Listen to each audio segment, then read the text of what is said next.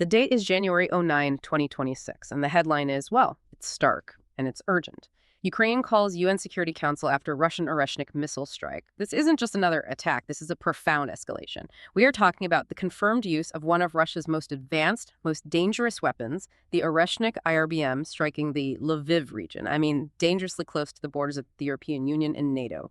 Subscribe to Defense Reports, your go-to source for timely, in-depth military and defense reports. I'm Alex. Join me with Aria for our latest deep dive, where we deliver a sharp, no-nonsense breakdown of the latest in global defense news, military technology, and strategic developments. And today we're going to cover the chilling escalation that happened just hours ago. Russia's confirmed use of the Oreshnik ballistic missile right near the European border. And we really have to cut through all the noise here, all the geopolitics, and focus on the hard facts for you. This deep dive has a dual mission. First, we need to decode the immediate military threat. What is the Oreshnik? I mean, a Mach 10 multiple warhead weapon. And second, we have to analyze the long-term strategic response that Europe and NATO are finally putting into motion to counter this exact kind of threat. Okay, let's start with that immediate firestorm, the diplomatic side. The core event, January 9th. Russia admits it. They used the Oreshnik against the Lviv region in western Ukraine. And the location here, that's what's so critical, right? It's everything. The proximity isn't an accident. It's a deliberate test. This strike confirms what NATO has been warning about for a while now, that this new generation of Russian missiles can hit European capitals in a matter of minutes. So Ukraine's response was, what, pretty immediate? Oh, absolutely. And it was focused on that broader threat. Ukraine's Minister of Foreign Affairs, Andrei Sybiha, he immediately called it a grave threat to the security in the European continent. And he's framed it as a, quote, test for the transatlantic community. So they're demanding strong responses. They've called for an emergency UN Security Council briefing. It feels like they're trying to force NATO's hand to make them confront this new reality. That's exactly it. But then you have Russia's justification for all this. Officially, they recognized using Oreshnik, but claimed it was retaliation for an alleged Ukrainian drone attack on Putin's residence. An attack which I have to say sounded a little convenient. It was an attempt to manufacture a pretext, and it fell apart very quickly. Both Ukrainian officials and, really interestingly, U.S. President Donald Trump dismissed it. Trump said publicly he didn't believe the attack even happened, and Ukrainian officials called it an absurd lie to create grounds for new strikes. So a fake justification for a real strategic escalation. That brings us right to the technology. We have to do a technical deep dive. What exactly is the Oreshnik? Because this isn't just some upgrade. No, not at all. It's a game changer. At its core, it's an intermediate-range ballistic missile, an IRBM. U.S. intelligence has identified it as a variant of the RS-26 Rubez, but what really matters is its performance. Ukrainian military sources are confirming its speed exceeds Mach 10. Mach 10. Just say that again. Over 12,000 kilometers an hour. Yeah. How much does that compress the decision-making time for, say, a NATO air defense battery? It basically eliminates it. It completely alters the timeline for defense. Yeah. Your standard missile defense systems, they rely on having a certain reaction window. At Mach 10, that window it shrinks to almost nothing. But the speed is only half of it, the payload. Yeah. That's where it gets really alarming. Okay. The Oreshnik carries an MIRV, a multiple independently targetable reentry vehicle. Right, MIRV. We've heard that term before, but almost exclusively with nuclear weapons. Break that down for us. What does it mean for a conventional strike? Okay, think of it like a missile that's also a bus. In flight, it releases 6 smaller individual warheads. And each one of those 6 can be aimed at a different target. So in one launch, Russia can threaten 6 different military bases or 6 different parts of a city. To see that on a conventional weapon is a huge escalation. Blindingly fast, and it multiplies its targets mid-flight. We should mention the first time we saw this used was back in November 2024 in Dnipro. Did that first strike give us any clues about what Russia intended?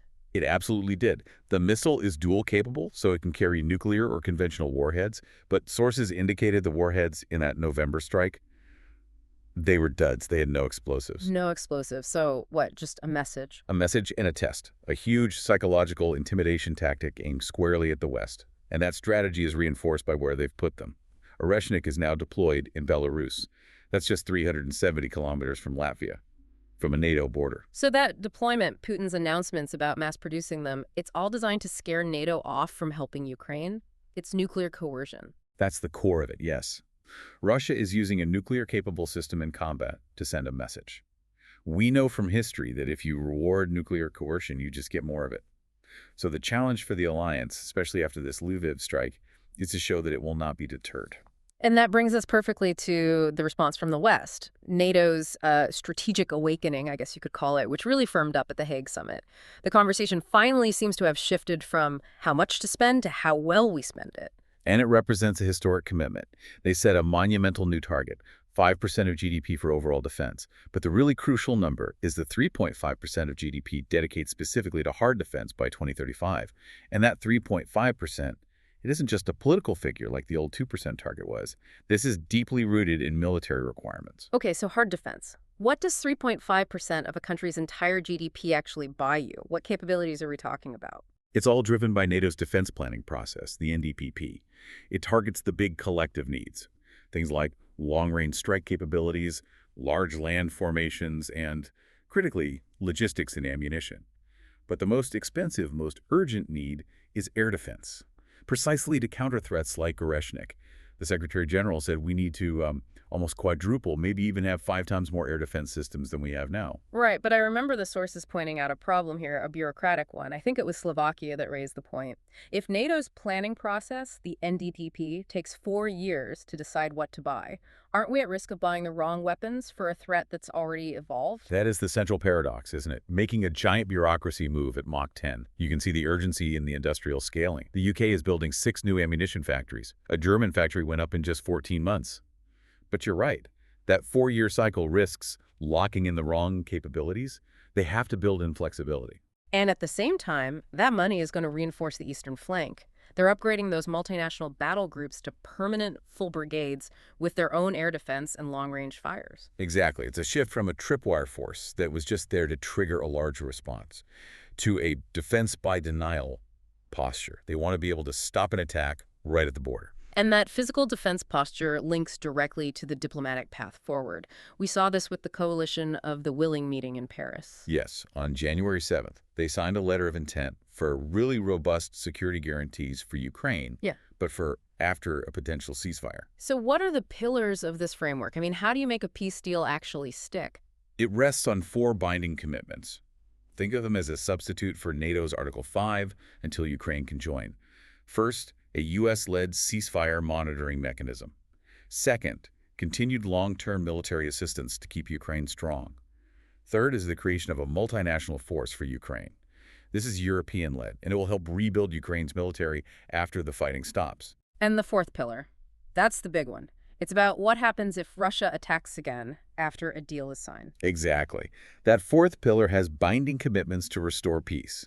That means immediate military support, intelligence, sanctions, the whole package.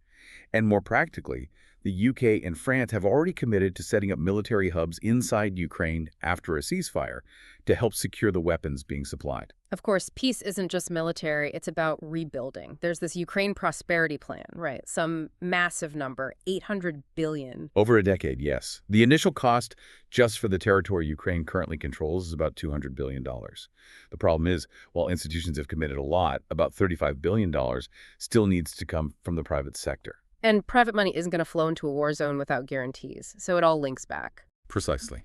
The economy minister was clear. Private funding needs a security framework and macro-financial stability.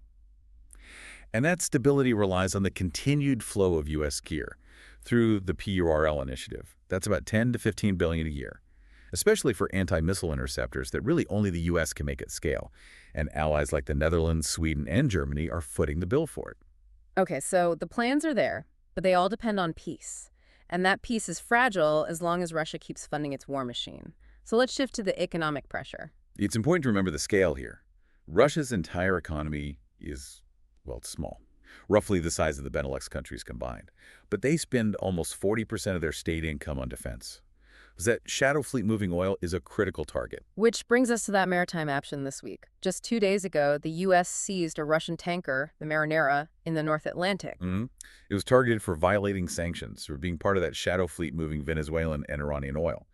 Russia, of course, called it an illegal use of force, but it shows a serious new commitment to enforcement. And it seems to be working. The British Ministry of Defense noted that Russia's oil revenues were down 27% from October 2024. They said it was the lowest point since the start of the war. So that economic pressure is having a real impact on their ability to fund this. And there's a link.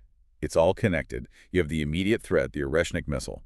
That threat drives the unprecedented military buildup, the 3.5% hard defense target. That hard defense then provides the security needed for diplomatic guarantees and economic reconstruction to work. And underpinning all of it is the economic warfare, degrading Russia's ability to keep fighting. So we've covered the immediate threat, the long-term plans, the money. What's the final thought here for you, the listener? Here's a provocative question to leave you with. Despite this huge commitment to defense spending, these new security guarantees, the source material is clear that Russia already sees itself as being at war with NATO. So, given the incredible speed of technological change, like a Mach 10 missile, versus the slowness of NATO's own planning cycles, how quickly can the alliance actually close that gap? How fast can it implement a real deterrent across all domains, military, economic, and cyber, to stop this conflict from spreading? That, I think, is the existential question that the West has to answer, and fast. You've been listening to Defense Report by Alex and Aria, where we analyze the latest in military strategy, global defense, and advanced weaponry. Subscribe to Defense Reports, your go-to source for timely, in-depth military and defense reports. We'll catch you next time.